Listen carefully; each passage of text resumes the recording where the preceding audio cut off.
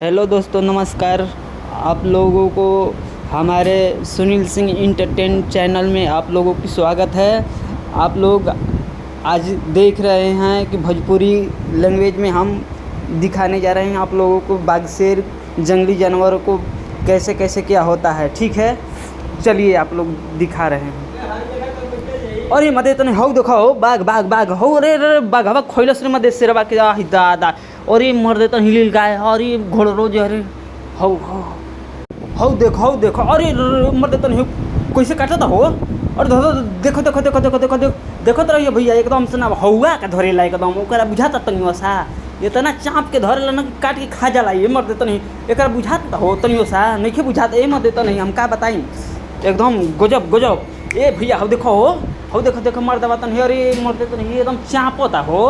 अरे रुक रुक रुक रुक रुक रुक, काहे रे काहे ऐसे काहे काटो तड़े ओकरा के। अरे मर दे तन कट बे, नत काट रुक जो रुक जो रुक जो, हाँ एकदम रुकल रहो। अरे साला तो अरे मर दे तन जा जा जा धोइलस ओकरा के, धोइलस चपलस हो।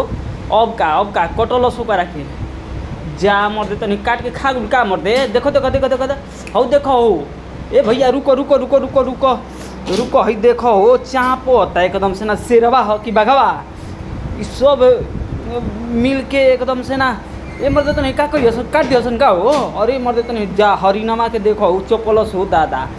अरे मर देता हिल गइयो के चाँप देता हो, घोड़ो रोजो के चाँप देता हो। आई हो दादा, खूब खाता न, खाले तोरी बाहर बाटे शेर हवे न, जंगल के शेर का हालस न, खा लस हई देखो हो दादा। हई देखो ए मर देते हिला के रख दिले बा हो। हई देखो, अरे बाप हो बाप, अरे कटलस हो, जल्दी बचावा। अरे बचा मर देते नहीं, कोई बची ना बची ना। अरे मर देते नहीं देखो, हई हो आई दादा।